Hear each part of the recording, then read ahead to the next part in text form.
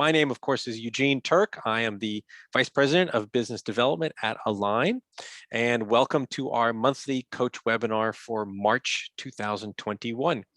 As I said, I hope everyone is doing well, staying healthy, and this afternoon we are thrilled to have Montreal-based business coach Shawn Johal with a presentation on enduring disruption, lessons learned from a year of crisis leadership, and what a year it has been. For those of you who are not familiar with Shawn co-founded Dolls Lighting, an LED lighting business back in 2009, and he led that company to 3x its revenues, well into the 8 figures.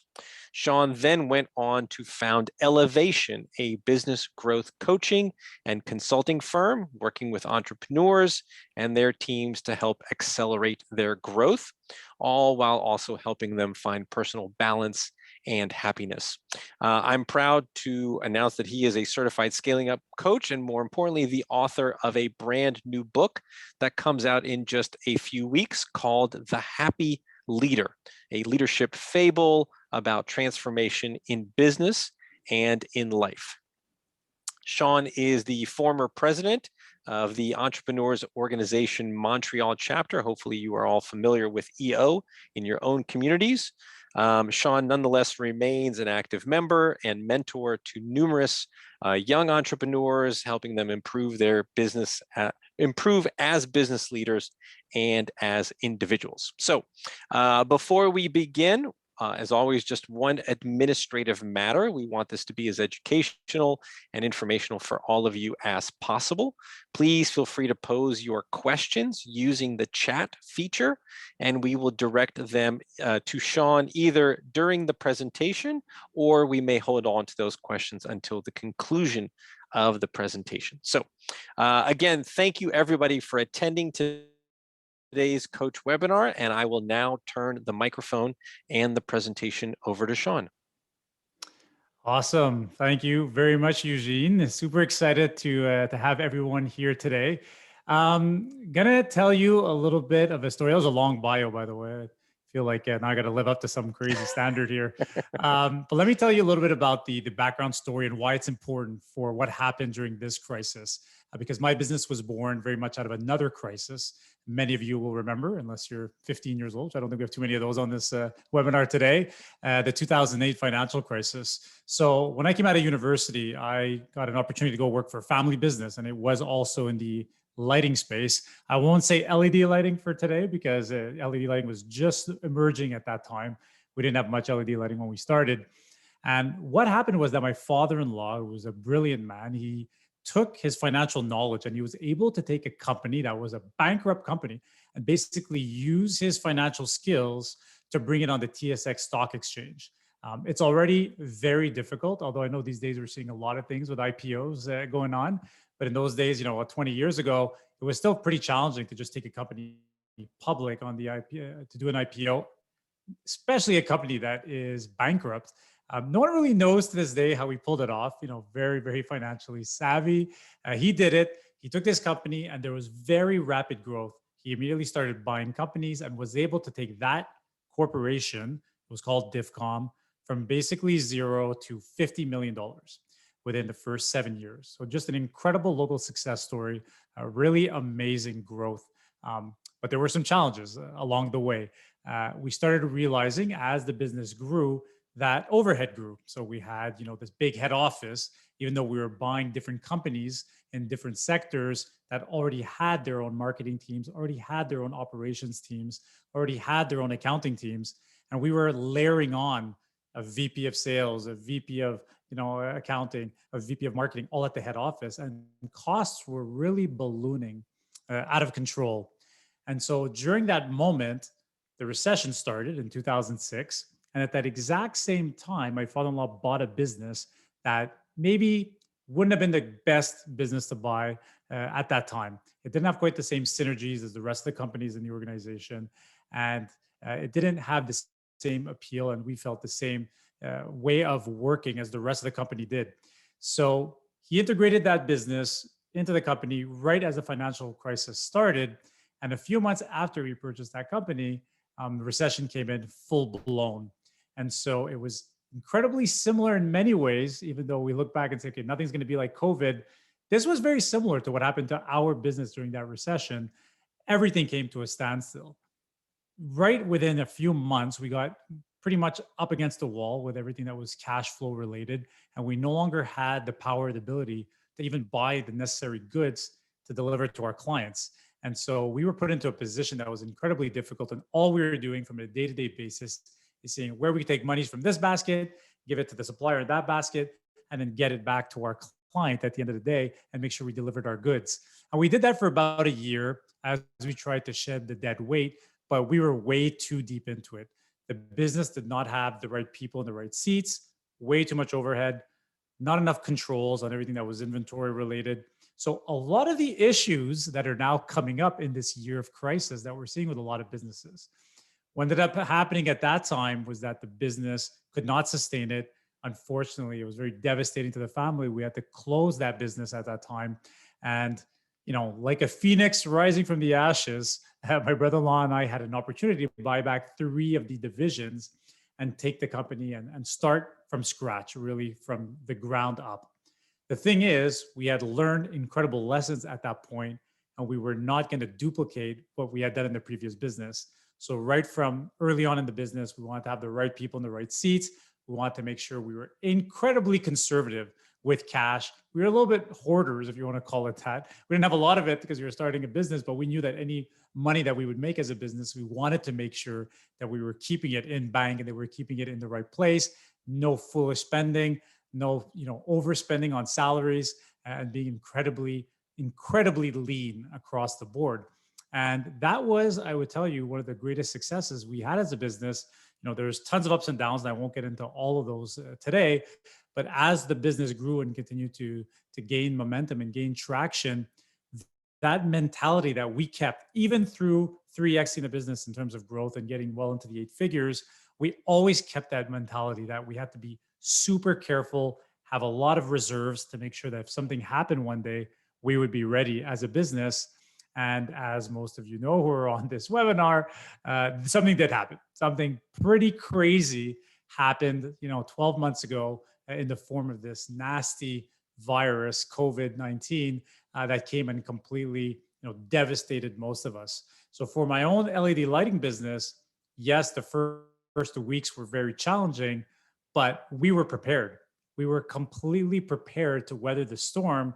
We had a couple of months of reserves in bank. We had, great relationships with our suppliers that we'd built, really honest relationships with our clients as well, where the communication was very open on both ends.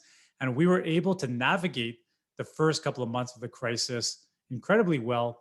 And then, like some industries, I'm not taking any credit for this, but we got pretty lucky because we also had the opportunity to be in home renovations. And you may or may not know, but home renovations pretty much exploded over the last pandemic year. No one could travel. Everybody's taking that money and they're using that money to renovate their homes. So being in the LED lighting space, and lighting was considered an essential product for the last 12 months, we had the good benefit. And again, I call it good luck in many ways of being an industry that was less affected by the pandemic. So that was something really fortunate for us. But at the same time, it came from lessons that we learned 12 years ago when the bankruptcy in the family happened, and we knew we never wanted to be in that position again. So we were actually one of the rare companies, I think, that were prepared to face the music and the challenges of this new COVID-19 virus. Let me give you the flip side and the not so pretty story. My coaching practice, the coaching business Elevation, that was completely devastated. And if you ever spoken to a scaling up coach, the majority of our clients overnight just stopped. I mean, they call us, said, listen, Shawn, we can't coach anymore. We're not going to pay you. We have no idea what's happening with this virus. All of our clients are closed. We have to cut costs everywhere, and you're the first one to go. And that's a time where I really realized for the first time, wow, my business is absolutely not COVID proof in any way. As important as I was of a coach to some of these clients, it was the number one first expense that they were willing to cut off right at the beginning. And I mean, I have some great relationships with some of these clients, but for them, it was just a no-brainer. What do you want me to do? And I understood it completely, and I understood where they were coming from. And I understood my good fortune of having another business that was still doing well. At the end of the day, I made a decision as a business coach and as a leader to help the majority of my clients navigate the storm for 3 months without charging them anything. And I don't tell you this because I want to be perceived in any way, in a positive light. I say it to you because that's what the situation required. It required these clients to be helped. I had the time. I'm sitting at home. I don't have, hours and hours of coaching sessions lined up anymore. And so I reached out to each one of my clients and said, you know what, you're stuck. Just remember that, one day if things come back to normal, that, I was there for you. I'm going to continue coaching you through the crisis. Let's just see what happens. So that was something that was very helpful for my clients. It also taught them a lot about, the integrity and the relationship that we have together. At the same time, I decided that, because of this crazy crisis, I'm going to pivot my own business. I'm going to go into the online space. And so, one of the lessons that I learned during this crisis was, fail and fail fast. So I launched immediately into online courses, which, by the way, everyone tells you is the easiest thing in the world. You build an online course, you sell the online course, and you become a millionaire. It's incredibly false. Let me tell you, it's a lot of work and it's very hard to penetrate that space. Launched an online course, finished my book, got into virtual summits because I knew that an in-person summit would be impossible, and really put a lot of time, money, and resources into these new ventures and really put all of my energy there. Didn't put as much energy into my coaching business because, at that time, like I said, I was helping most people for free. And not a regretful decision. I think pivoting and being agile is something we're going to talk about in a few minutes. But let me tell you that I did fail quite a bit this year. I consider 2020 my year of personal failure, where almost everything I tried didn't work out. And I'm smiling, and I had moments of extreme frustration along the way. But at the same time, I also had moments of incredible learning. And I think I was able to take a lot of what I tried this year and I can put it into practice. And I am putting it into practice right now. About 4 months after the crisis hit, 4 or 5 months in, around the summer, end of summer, the government came in and started giving a lot of money to coaches, started helping their clients again. A lot of my clients restabilized their businesses. I'll tell you some of the stories that came from those clients. And we were at that time able to get going. But it took me about 4 months because now I was into this whole new world and this whole new industry, completely trying to pivot away from my core business, that I came to realize, what? I might not be on the right path. And it took all the way till about Christmas time, so about 2-3 months ago, to sit down and realize with my team, what? We need to go back to what we're good at, which is scaling up coaching, helping businesses 10x their business valuation. That is absolutely our core business. We have these amazing core clients. They are coming back. Other new businesses want to start scaling up, as has always been the case. And let's go back to our core clients and our core sandbox, which is something that's very important in this year of crisis that we'll talk about. So that's been my story along the way that I wanted to share with you. I thought it was quite important. Now I want to share with you some of the really cool lessons, some incredible things that I saw not only my clients do, but as Eugene mentioned, I'm part of the Entrepreneurs Organization.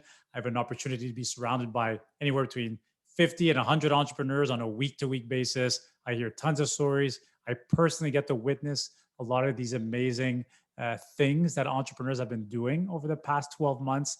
And those have taught me, incredible lessons that will lead into much, much, much lasting success to 2021 and beyond. So let me take you through a few of those really cool lessons that I got to see a little bit of and explain to you exactly what I'm referring to. So the first big pillar that I want to talk to you about today regarding this year of crisis and where I saw leadership stick out the most and really have an impact is on the communication front. Now, I want to talk about communication in a very specific way.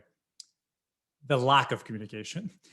Most of us think that we're communicating at all times. You speak to business leaders, you speak to different people, you ask them, listen, does your team know what's happening? Do they understand the vision of your business? Oh yeah, Shawn, don't worry about it. Everybody knows, everybody understands. We know exactly what we're doing. And then I go speak to the team members and the employees, and they always tell me the same thing. I have no idea what's going on whatsoever. I don't know what this business is trying to accomplish. I'm not even sure what what the entrepreneurs and the owners are trying to do. And so I'm always emphasizing that you need to have incredible communication throughout the entire business. Now, sometimes for some leaders, communication can be incredibly challenging. And that was something that was certainly the case for my business partner. My business partner is an incredible entrepreneur, super smart guy. He's not someone who's an extrovert. I'm more the extrovert. He's more of an introvert. He's not someone who necessarily likes to get out there and be constantly communicating with people. But he realized that during this year of crisis, he absolutely had to be the number one person communicating on a day-to-day basis. So what he did in terms of communication, getting out of his comfort zone, he actually made it a point that during the first 2 months of the pandemic, so all of March and all of April, he sent out a YouTube video to the entire company, to all 50 employees, every single day. And the video lasted anywhere between 7 and 9 minutes. We have a US division in Florida. We have a lot of French speaking employees because we're out of Montreal. So he would actually make the effort, which is quite incredible for him, to do an English video and a French version every single day. He was updating everyone on exactly what was happening in the business, what the challenges were that we were facing, who was working on what, who was working from home, what our clients are saying. Are we going to be able to ship? Are you going to get paid? What's the government offering in terms of subsidies for salaries? Everything top to bottom. We would even talk about the number of COVID cases in a day just to see and give a pulse on where it was at. And that level of communication was absolutely crucial in making sure the team felt that they were part of the process, that they knew what was happening. And that needs to continue. And he sees that, and most leaders that I work with, I tell them this: communication is absolutely crucial. If you think you're communicating, do whatever you're doing times 4. Just take it like 4 times more. Okay? Is it scientifically proven that an employee needs to hear the same thing 7 times? Yes, you've heard me correctly.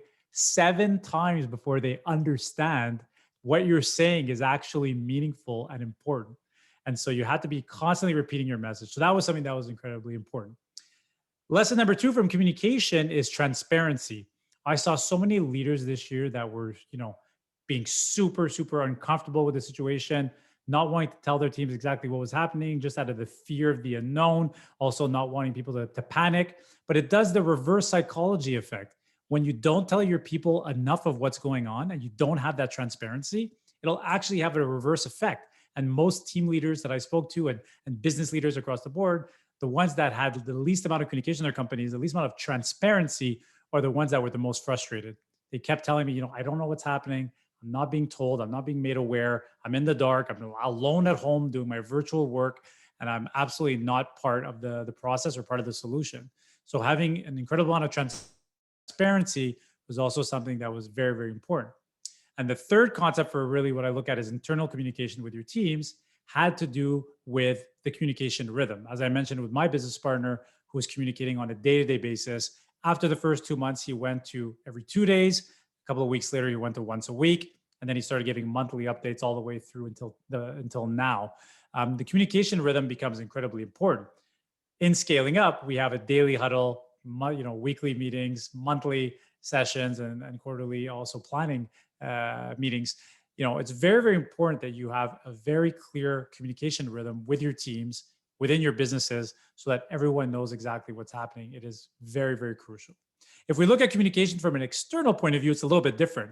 We decided from an external point of view that having a weekly newsletter, and this is something a lot of my clients did, sending out a weekly newsletter to our clients. Again, you don't want to make this 24-page document. It's not realistic. You're not going to be able to keep up with it. A 1 or 2 pager telling the client, listen, this is what's happening at my business right now. I have these 3 people that are out on COVID sickness, these 4 people working from home. I'm not going to be able to deliver this product line to you on time because of COVID. There's delays on it. I will be able to get this to you as quickly as you asked for. And really just giving your clients full visibility on exactly what was happening. And that can translate into the post-COVID world. We're going into a post-COVID world. I'm a positive guy. And I think that it's very important to realize that in the post-COVID world, you definitely want to keep up that communication rhythm with your clients. Maybe it's not weekly, maybe it's monthly, but give your clients information, communicate with them what is happening in your business, make them aware of the changes that you're doing. And it shouldn't always be promotional and always marketing based. Show a little vulnerability. Don't be shy to tell your customers if something's a little more challenging that you're working on, and get them and keep them informed, because that's incredibly important. Another thing that a lot of companies were doing is that they were updating their social media presence. So making sure that the information that they wanted to communicate was getting that much more sent out there on social media, to make sure that when you go to Facebook, whether you go to LinkedIn, you could find out information about the leaders or about the company and see where they were at in terms of the COVID crisis. And so I think that's something that we're using more and more moving forward, and that will need to absolutely continue. And then obviously I mentioned the vulnerability thing. A lot of leaders are very scared to show vulnerability. I think vulnerability is that secret superpower that most people don't utilize the right way, where when you show your clients your vulnerability and explain to them why something is not happening in a true and honest way, and knowing that you're aiming to give them the best service possible and that best experience possible, they'll typically be very, very happy to hear that from you. So that was really the communication pillar, which I thought was incredibly important to talk about. And that really, I think moving forward will be also one way to really, hit home with your teams and also hit home with your clients. Next is what I like to call building trust. And this is a topic that we talk a lot about. Again, something that I think we take too much for granted. We often assume that we are building the right amount of trust, that the people around us already trust us. They trust what the business is doing. They trust our vision. But I have to be honest with you, in a lot of cases, this is not true. We are not actually going deep enough and building the right type of trust with our people. And so the number one skill, the number one leadership trait that needed to be shown in 2020 during the COVID crisis, in my opinion, humble opinion, was empathy. So those leaders who were able to show empathy and really show their team members that they cared for what was happening to them, happening to their families, were the ones that really shone through and seemed to be able to keep, that bond between them and their teammates. To me, that's something that's been very much overlooked. Having that empathy in everything that you do, everything that you live by, your values. Empathy has been such an important emotional trait, and I think moving forward, having that empathy and having that desire to make sure that your people are doing well is going to be very important. It's pretty much becoming expected from employees at this point. They expect to be heard, they expect to be listened to, and you have to make an effort. It's not always easy. As a business leader, it's much easier to get caught up in your fires and your putting out fires, urgencies, your day-to-day operations, but really taking the time to be out there and carefully listening to your team members, that is something that we definitely don't spend quite enough time doing, that we need to spend more time on. Number two is people versus profit. This is something that's been very, very concerning for me over the last 12 months. I completely understand that businesses are going through a tough time. Most of them, some businesses are thriving because of the industries that they're in, but many, many businesses are suffering and going through really, really challenging times. And of course, bottom line is key. Profitability, whatever we're doing on net percentage in terms of what comes in at the end of the day. Of course, we have to look at that. Of course, as business owners, that's at the end of the day, that's going to ensure that the business survives, is how much we make. But if it seems to your people that you're choosing profit over them, I could promise you that will not have a positive effect in any way, shape, or form. So it's incredibly important as a business leader that, yes, you keep an eye on the profit. Your business has to be profitable, but please ensure that you're taking care of your people first and that people are coming before profit. Because if the people sense that all you're trying to do is make that next dollar, you're going to see you're going to lose them pretty quickly. And that applies in the COVID year, but it applies moving forward after this. Make sure your people are taken care of. Yes, you're going to need to take care of your margins, but let's make sure that the people are doing incredibly well. Now, with building trust, I think probably the biggest element in terms of providing a value for your team member is flexibility. We've got into this crazy, crazy world of working from home. It's amazing for some. I know some people who just love it and want to be at home for the rest of their lives. And I know others who absolutely hate it. They hate being at home. They feel they're not able to separate their work life from their personal lives. And giving flexibility to your teams is the new norm. It's the new normal. It's not going to be changing. It's here to stay. I promise you. Employees are going to be looking for companies that care deeply about flexibility, letting them work a few extra hours at night or on the weekend if they need it, but being able to take care of their kids or take them to school or take them to the hospital or whatever it is during the day. We've already heard about this before the pandemic, but truly during the pandemic, we've been taught, flexibility is absolutely key.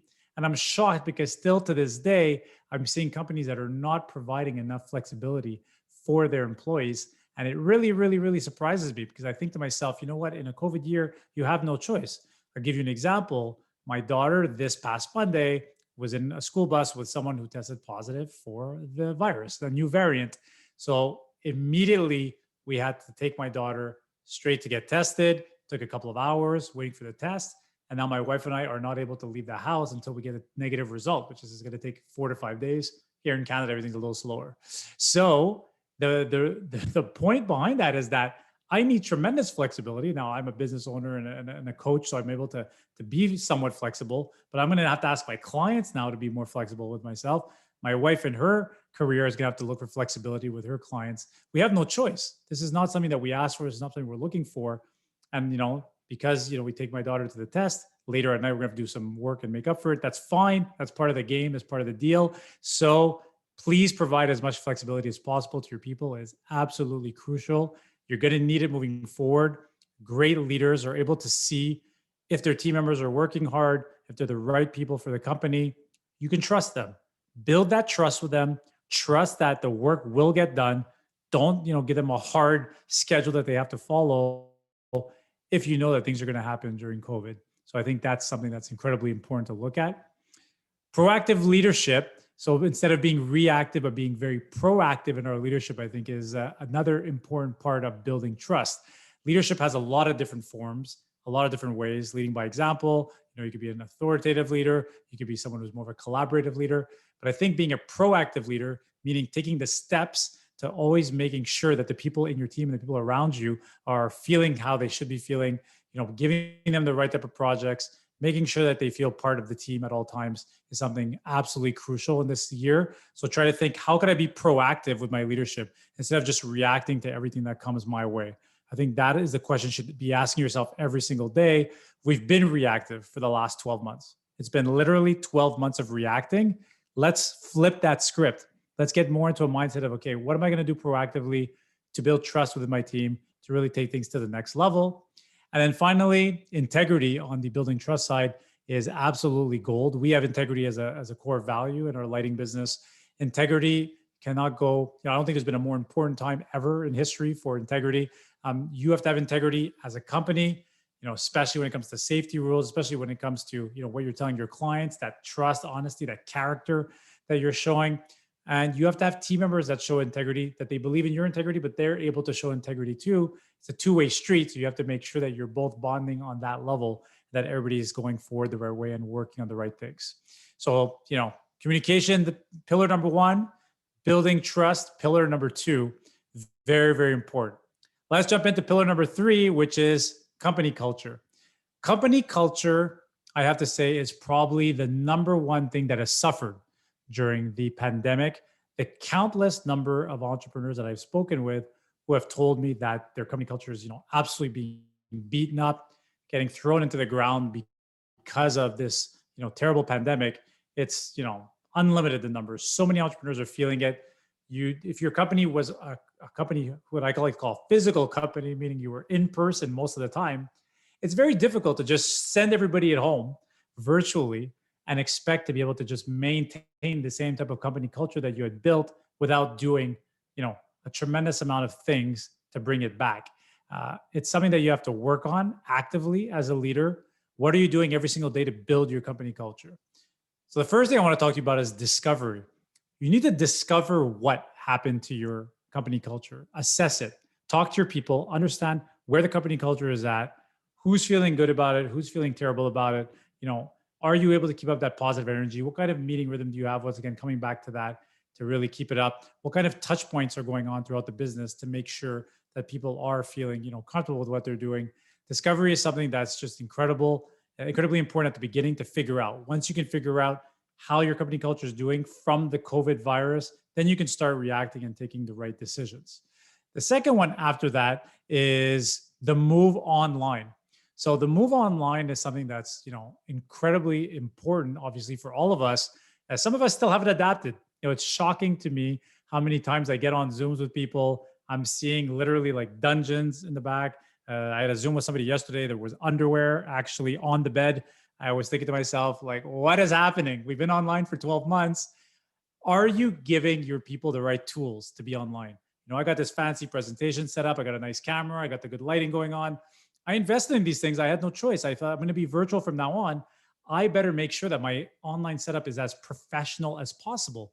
There's literally almost nothing more important than being set up the right way during COVID. So help your team members make the move online positively. It's not that expensive to get them a webcam that costs $100 to give them that better setup. A little LED light, which is $50, $75.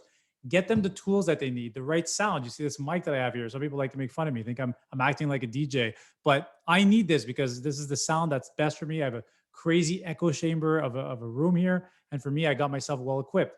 But your people need support. Unless you go out there and say, you know what, tell me what you need to make the move online successful, they're not going to be able to do it on their own. And now think about your team members who are speaking to clients on a day-to-day basis, who are having Zoom calls with clients. If they look unprofessional and they're not set up the right way, it's not going to go well for them. So that's something that you have to give them as a leader. You have to give them those tools at all times. Let me talk to you a little bit about team engagement. Very concerning right now how little teams are engaged through the virtual world. It's something that's incredibly challenging, something that is not easy in any way, shape, or form. So you absolutely want to see how to engage your people. What are some of the tricks? One trick is to get speakers. We've kind of forgotten that speakers are out there. We used to bring people into the company, or we'd go to all these cool conferences. I know for a fact, and some speakers will probably kill me for saying this, but I know for a fact that there's a bunch of speakers that are charging about half what they used to charge. And these are top world-class speakers just because they can do it now 1 hour from home, as opposed to spending 2 days, a day traveling somewhere, a day traveling back, the dinner, the whole time and costs that come with it. All those things have gone away. So it should be less expensive now to do a virtual speaking gig. You can hire some pretty cool speakers for $1,000, $1,500, $2,000 for your entire team who can give a very motivating seminar, a very motivating session, and get them all excited and get them feeling totally engaged. We did this really cool activity a couple of weeks ago. I take zero credit for it. We have an employee experience circle, we call it. We don't like to say committees because of everything with the politics right now. So we're calling them circles. So an employee experience circle, the group of 6 people, they put together an event for us that was a cocktail making event. So it was a Friday afternoon. We closed the entire company 2 Fridays ago, 12:30 to 3:30. We got this amazing cocktail mixer specialist online. Everybody was sent a box with a little bit of alcohol, some fruits, some all kinds of spices. And we made 2 really cool beverages that we got to drink together. But wait a second, that wasn't just all fun and games. That was for the first 90 minutes. The second 90 minutes, the entire sales team and product team presented the entire new LED product offering to the entire company to educate them on what we were launching, the timelines, when they would be like, what the packaging would look like, what are the technical specs for each product. And so now all 50 employees in our business are fully aware of everything that we're launching. So it was educational at the same time, and they had their cool drink, while they got to watch the session. You need to be doing things like this, to engage your people at all times. And then I want to talk to you a little bit about the mental health and wellness aspect. There is a true issue happening right now. I want to make this very clear. Our employees are not talking. They're not telling us how they truly feel. A lot of people are feeling isolated. A lot of people feel alone. You think sometimes that you might be reaching out, you might be asking them, hey, how you're doing? You need to go deeper. You need to dive like way, way, way deeper. Get to the bottom of the issue. Yes, some people are doing well and they're okay and they're fine, but I've heard of way too many people, way too many team members that are suffering, that are alone, don't want to talk about it. They're a little depressed. They don't have the same energy that they had before. You need to be reaching out to these people and seeing how are they doing from a mental health and well-being perspective. It is our jobs as leaders to make sure during this crisis year that we were there for our people, but that we're especially there for their mental health. And let's get them help if they need it. Let's give them the resources and support, because honestly, there'll be nothing worse than finding out a little too late that one of our key team members, is going to be on sick leave for several months now because their mental health was not taken care of. We have no idea of all the situations happening in people's homes right now with, small places where they don't have a lot of space. They have kids at home and they have people who lost their jobs, maybe their wife, their spouse, their husband, their cousin, their mother, someone died. We don't know. We don't always hear enough about it. So please make sure to get with those people and understand, are they doing well from a mental health perspective? It's incredibly important. And finally, pillar number 4 is agility. So we've heard about pivoting. I told you my story a little bit earlier, how I did the crazy pivot. My pivot, I'll just be honest with you, was not successful. And I want to make that something very important to remember here. Some companies were able to do pivots. Some companies did nothing, which is, I think, was the biggest mistake by most, those companies. The companies that pivoted, some did a really amazing job. Some tried to pivot, didn't work out, but then their core business came back. like mine, and they were able to go back to it. So, one thing that I like to talk about is the product game. I have a client who's this incredible distribution company, and guess what? They distribute health products. Yes, health products. So they were in the almost the best space. When I say health, I mean like sanitary products. And they were in the best space ever to take advantage of COVID because obviously COVID came and now everybody wants sanitary products, wipes and toilet paper. You all heard about the mental toilet paper stories of people just crazy, overloading and overstocking on toilet paper. But at the end of the day, it's easy for us to look here and say, oh, they were so lucky they were in an industry that did well. But I'm sorry, it's not that easy. Now you're getting pent up demand. You're getting people harassing you and telling you that they need everything. You have no inventory. They were hustling as much as they could to go out to their suppliers and bring in the right amount of stock. But you can't make a mistake either. You can't just bring in the same thing over and over. Sanitary gloves that they were paying, $3 for, the price went up to 12. So when the price is 12, you can't bring in 10,000 of these gloves because it's overpriced and that the price will go back down. So you have to manage all that. And so I know that a lot of companies this year had to play the product game. And it's something that I think you need to be aware of moving forward as we shift back from this year of crisis. What are you going to be doing with your product and service offering to make sure that it's not just related to the pandemic? Because those companies that are too tied into the pandemic, when the pandemic starts going away, are you going to go back to your core clients and your core business? So I think that's very important to remember. Secondly, digital marketing. This was another element that obviously became an incredible buzzword. We've been talking about digital marketing for the last 5 years, but it never became more important than during COVID. Everything went online. Everything went digital. Our gym memberships went digital, yoga class, everything. Our grocery list went digital. We started ordering from grocery stores. Heck, God knows how well Amazon has done over the last 12 months. But a lot of companies were not ready for this. Unfortunately, they were delaying. And now they're getting their lunch eaten by their competitors and they're trying to react pure reactionary, and it's incredibly challenging. So digital marketing is obviously going to become something that's going to be a mainstay that we're going to stick with. You have to see how you can adapt this to your business to make sure that it's still part of your core offering, but don't put yourself in that red ocean where you're stuck with just tons of competitors constantly trying to fight for that little piece of the pie. You want to make sure that you're going into the blue ocean where you're developing something from a digital marketing perspective. It's going to allow you to be a true leader in your industry. And finally, making a positive impact. Again, this is something that I don't see quite enough companies doing. One of my clients, they're really amazing. They give back 1% of all profits at all times to foundations, to charities, to people in need. I think that's amazing. You can go out there and get certified B Corp if you've ever heard of this. I think this is something that's here to stay. We're talking about ESG, which is environmental, social, and the ESCs are in corporate governance. That's going to be something that's going to continue to be very important moving forward. As leaders, after this year of crisis, are you trying to analyze and see if your company is having a positive impact in the world? Because if you're not having a positive impact, you need to rethink your business model.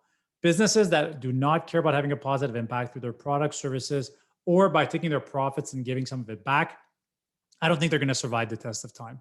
I think it's really important for every business to be thinking, how can I make a positive impact in this world? How does that relate to the products and services that I'm offering? How does that relate to my community? And try to give back as much as possible. It's something that people are expecting, and it's something that we all need to be doing as leaders. I think it's incredibly important. So where does that bring us in terms of our lessons learned? These are the 4 biggest lessons I want you to leave with today before we get into a bit of Q&A.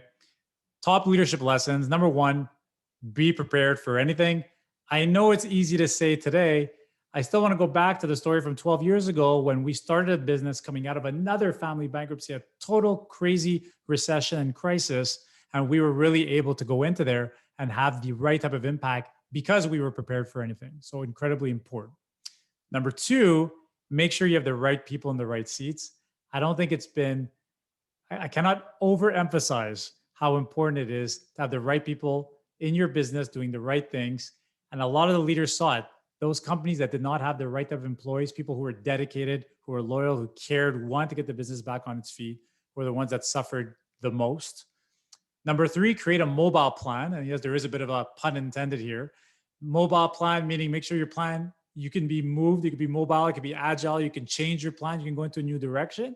And also think mobile, think of digital, think of how you can get your business online as quickly as possible, even though you may be a little late to the game. And finally, know your sandbox. Who are your core clients? What are your core products? Be careful. I made that mistake this year going too far away from my core sandbox that it actually came back to hurt me quite a bit. You want to be focused on your core sandbox. Think about who your core customers are, how you're helping them, and what you could do to make sure that you're really offering them the best service possible. That's it. Right? I am muted.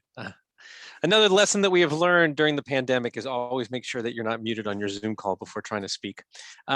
Listen, thank you very much for an excellent, excellent presentation. For those of you who have questions, please drop them into the chat now. I know that my colleague Henry Joyce has a few that were shared earlier. So Henry, if you would speak up, if you're available.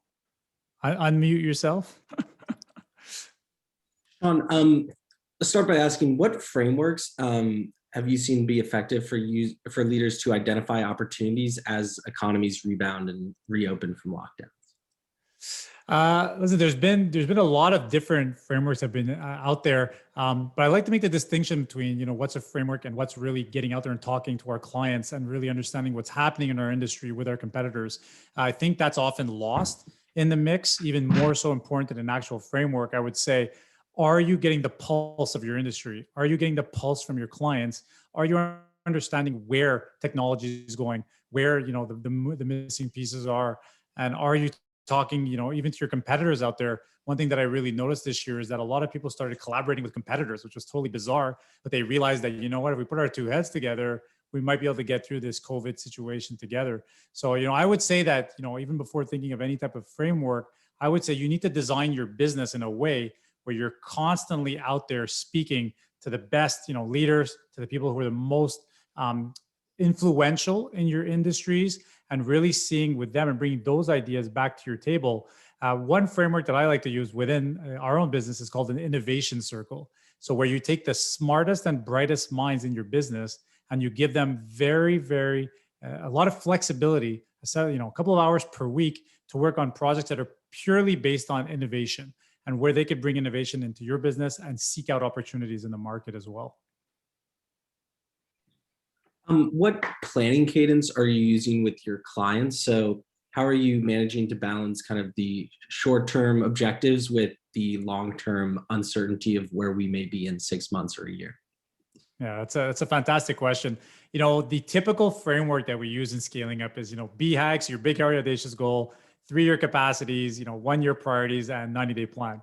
A lot of that got thrown out the window, right? In this last 12 months, where people are like, wait a sec, I can't even know what's happening in my next, 90 minutes, let alone the next 90 days. So we had to change the model quite a bit, where we went to planning more from a week to week than a month to month basis. So those weekly meeting rhythm cadence that we had became incredibly important. And we started making our plans more over the next 6 to 12 months, as opposed to 3 to 5 years. So we really shortened the gap, if you want, between that time frame, because it was impossible for people to look ahead and say, okay, here's what's going to happen in 3 years. Here's what I want to do in my industry. Here's my vision. It's like, come on, how could you truly have a vision for your industry when your industry is either decimated or is that it's growing at a record pace, right? So what I really saw with my clients and what we did is we said, okay, let's shorten that period. How far ahead can you look and feel confident that what you're looking at is actually real? And so, that whole 90 day to 12 months, like that became our crucial time frame. And getting to those quarterly meetings was absolutely, we kept that up. There's not one client of mine that we didn't meet from on a full day quarterly to make sure that we continued making our plans along the way. Much shorter term planning though, much shorter term. Are there any specific tools that you've seen be used effectively to measure and then encourage employee engagement on remote teams? Yes, we've often seen all the tools that even we can have in Align now, which is the ENPS, the Employee Net Promoter Score, Office Vibe, different tools like that that have continued to be very prevalent. I'm a big fan of Office Vibe. I think it works really well. The Employee Net Promoter Score, I think, is something key that most people don't know about. I'm thinking that the people on this webinar will be educated enough, but a Net Promoter Score is obviously taking, asking one simple question. How happy, in this case would be, how, as an employee, how happy are you in the business. That could be one way you could formulate it, which we've spoken a lot about in scaling up, or you could formulate it as, would I recommend to my friends or family to come work, at this company? So if you're able to put a rhythm in place where you're asking your team members that question on a weekly basis, you can get some pretty interesting scores. Weekly might be a bit intense. You could also do it monthly. Obviously, if you're getting a score of anywhere from 9 or 10, that means that they're promoters. Anywhere between 5 to 8, 6 to 8 is that they're neutral, and 5 and under are detractors, that they will actually actively tell people, do not go out there and actually work for this company. That's not a good place to work. So you don't want to have any of those, let me tell you. Yeah, just to jump in on that, obviously we at Align, we do a monthly ENPS. And the question that we ask is, on a scale of 1 to 10, how likely are you to refer a friend or a colleague to come work here? And that question can sometimes change. Sometimes that might be the question that we use for a 6-month period. And then we'll ask something like, just how happy are you at work? Or how valued do you feel at work? And it really does certainly give our leadership team an understanding of the employee satisfaction and the employee engagement level, particularly right now while everyone is working remotely, where you don't have the opportunity, other than maybe doing a Zoom for a weekly meeting or a Zoom for a daily huddle, where you're exchanging information, but you're not really getting a pulse of how everyone is feeling and how their what their employee engagement or satisfaction level is. One of the things that I did want to ask about, Shawn, is we're starting to hear a lot about what the new normal is going to look like in terms of a hybrid work environment, where right now we're all remote, but in the future, some may choose to stay remote, some may choose to go back into an office. Like I said, we're even looking for office space.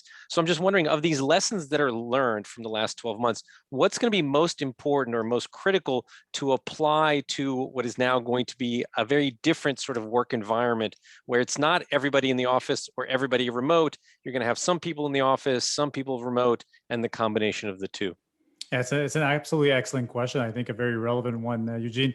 There's a reality that there's going to be some employees that are going to prefer working from home, and there's going to be some employees that are going to prefer working at the office. That being said, you can't, as a leader, simply say, okay, if you want to work from home, you just work from home. And if you want to work at the office, you can just work at the office. That's not going to bring enough clarity. It's not going to bring the right type of team culture. It's not going to bring the right type of also meetings that you may be wanting and looking for in your business. So I think one thing is that we will see a reduction in size in office and office space, because I think there will be a flexibility and rotation there. I had a few friends, one of my close friends, a very successful entrepreneur, 100 employees. He had already, right before the pandemic, he had cut his office from 100 workstations down to 70. And he had told everyone, listen, like, we're gonna have people working from home. You come in, there's a desk, you pop into that desk, you get the docking station going, there's 2 screens and you're ready to go. And there's gonna be no assigned seating and everybody's gonna work that way. We've seen big accounting firms like Ernst & Young and Deloitte, and they've already gone to that model where you can try to reserve a private room, kind of advance. But there's another element of this I think is really important to consider. It's that whole, we don't have any more that serendipitous, water cooler talk, right? Like, none of that's happening where people are just bumping into each other the right way at the office. So now, as a leader and as an owner, as an entrepreneur, you have to make that happen for your teams. So, one thing that we've done at my LED lighting business is that we have the different departments all trying to come in on the same day on 1 week. So, 1 week you kind of have all of sales there at the same time, all of ops, all of accounting, and they'll each pick a day where they'll all be together so they can have some team building. But the second week, we'll actually flip it and we'll say, okay, we don't want you to come in with your team. We want you to come in with other departments that you work closely with. And then, our VPs will go and they'll manage the schedules and say, okay, we're going to get these 3 people, from operations who work really closely with shipping, and we're going to make sure they kind of show up on this day. And, accounting is always nicely tied into sales. So we're going to get those 2 teams to come in on the same day, and we'll actually mix and match it up. But it's going to come back to flexibility. Like I mentioned before, you have to be very flexible, but you're going to have to be very intentional about who you want at the office when, and maybe making advanced schedules around that, which I know sounds cumbersome, but it'll have to be done. Right. And then for those that are in leadership or the business owner, how do you suggest that owner sort of manage and track performance and execution when you've got one team that's in the office on Mondays, another team that's in the office on Tuesdays, and sort of that it's like you said, it's juggling a lot of things. So how does the owner sort of know that all that work is still getting done? Well, to me, I'm very extreme with this. Okay, so I'll just be completely honest. I'm all about hire an A player at all costs, spend all the money that it takes to get that done, and, delegate and trust. So for me, I'm much more about setting expectations. What does success look like? You and I, Eugene, have spoken about this in the past. Give them their success metrics. Give them a scorecard that tells them, listen, in 6 months, here's what you have to have accomplished. You say it in the future tense. So you're actually saying it like a story form. In 12 months as well. And then you put their quarterly objectives based on the 12-month and 6-month success metrics. And then you let them run with it. Then you should be having your touch points on a, weekly, monthly, and quarterly basis. But you have to trust your people. You have to trust that they're going to hit their deadlines, they're going to hit their project completion dates without you having to hover. And now it's harder than ever to do that. So I think between meeting with them, between setting the expectations, and then letting your people run with it, that should be it. When I hear business owners tell me, well, my people aren't getting the work done, I mean, when we start assessing the people, we often notice that, the team isn't the quality of where it needs to be. And often we need to make some changes, unfortunately. Got it. Great information. Anybody have any other questions? We're running up to the top of the hour. If you have any final questions, please drop them into the chat right now. We probably have time for one or two more if there are any left. Otherwise, I do want to obviously thank everybody for attending today's coach webinar. A huge thank you to Shawn for a great presentation. You can learn more about Shawn at elevationcoach.ca. His email address is shawn@elevationcoach.ca. There's his contact information and his website. Obviously, if any of you have any questions about how to use Align or the Scaling Up Scoreboard software tools to help manage your communication rhythms, to do a lot of the things that Shawn was talking about today, please don't hesitate to contact us at support@aligntoday.com. Seeing that there were no further questions, we'll give everybody 5 minutes back on their day. So thank you again to everybody. We hope that you will join us for our next coach webinar in April. More details will be forthcoming. Until then, we hope that you have a wonderful day. And again, please, everybody stay healthy and safe. Thanks, Shawn. Thank you. And thank you to everyone who attended. Have a wonderful day, everybody. Take care.